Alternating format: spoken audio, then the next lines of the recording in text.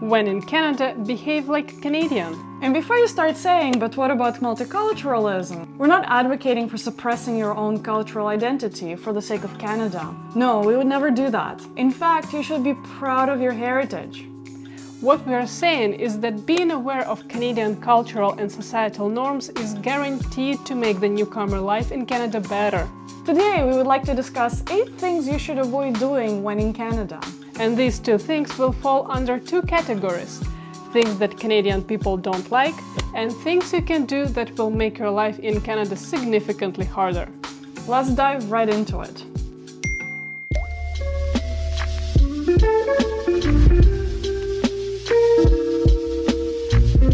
All the numbers you see in Canada, either prices in stores or salaries on the job search sites, it's always before tax.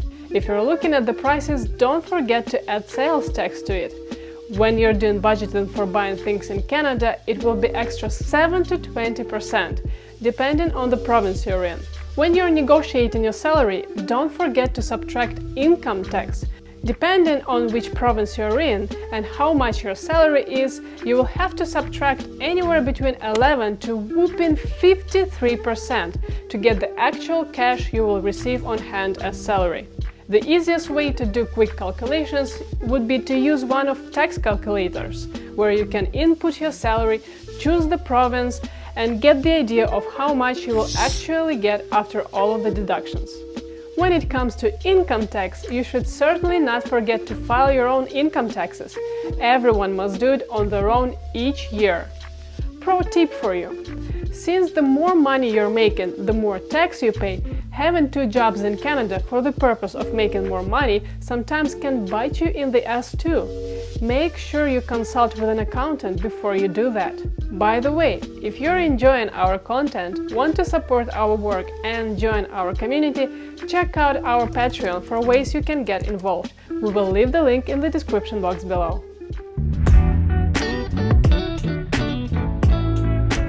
That's the reality. Nobody likes a know-it-all, especially Canadians. Canadian society is raised on collectivism and teamwork. Competition and outstanding behaviors are not always appreciated. The education system in Canada is a bright example for that. Teachers spend more time on students who are behind or average rather than time on students who are excelling in the subject.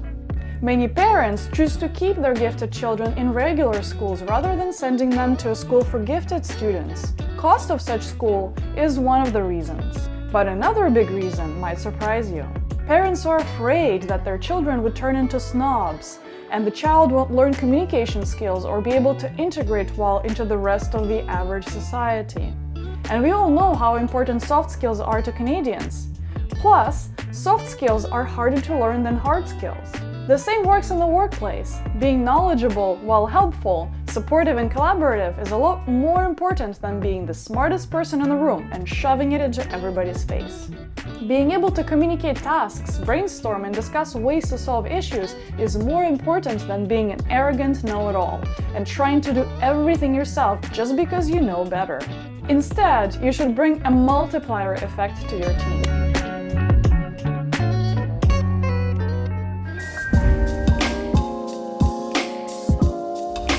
Canadians are not Americans. Big shocker, right?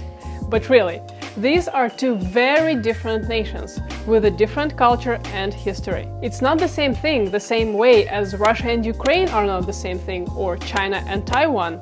You get the point. Both countries have a very close relationship and have their economies interconnected.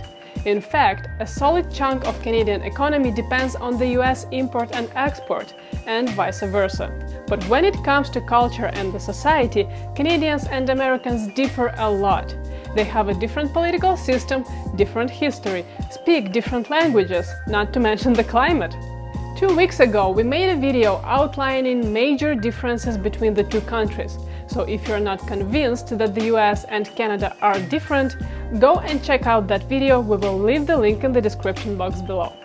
By the way, did you know that the US tried to invade and conquer Canada twice, but lost both wars? I wonder if they teach that in the US schools, or they prefer to forget that. Canadians are some of the nicest people. They're utterly welcoming, friendly, and polite, and they will never say anything controversial. So topics like religion, politics, and race should be avoided in discussions. Unless you have a close relationship with the person, of course. You probably heard already how much Canadians love to apologize. Even if it's not their fault, they will always begin with sorry. So when in Canada, get used to saying sorry a lot more. If you don't smile or don't say hello, you can also be considered rude, because people here are used to smiling and positive facial expressions by default. When in the work environment, asking your colleague to do something for you before even asking them how they're doing, or if they have time, can also be considered rude. Collaboration and mutual support are important, remember?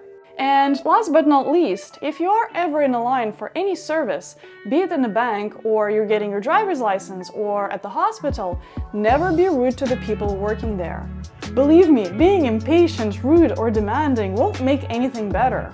You'll just disrupt people's workflow and may end up being escorted out by a security guard. And if you really enjoyed this video, please gently tap the like button below, because you don't want to be rude, right? Personal business is everyone's personal business. So if you're curious whether someone is single, how old someone is, or what habits they have, slow down. Canadians don't open up quickly, and it's generally not okay to talk about personal matters with someone you've just met. That is one of the reasons why immigrants who may have different culture and upbringing sometimes find it hard to make new friends here. A general rule of thumb here is let the other person bring some personal subjects up, and then you can follow up with a question if you're so curious. If you feel like you're ready to start discussing more personal topics, make sure to ask something like, "May I ask you something personal?" or "I have something I'd like to share with you." And pay attention to the person's reaction and body language. It's all about communication and soft skills, remember? Reading between the lines is also important, of course. Canadians are often indirect because being direct is considered rude and they don't like hurting people's feelings. They try to give you a hint here and there, hoping you understand. For instance, they will never say something like, "Look, you suck at soccer, so stop asking me about the next game. The team doesn't want you to participate because you're not good enough." Instead, they would say something like, "I can ask the team about our next game and get back to you. In the meantime, what do you think about practicing more?" The same goes for keeping social distance when talking to someone. In some cultures, it's normal to stand rather closely to someone and even touch them as you talk. In Canada, on the other hand, things like that will not be appreciated, so keep your hands to yourself.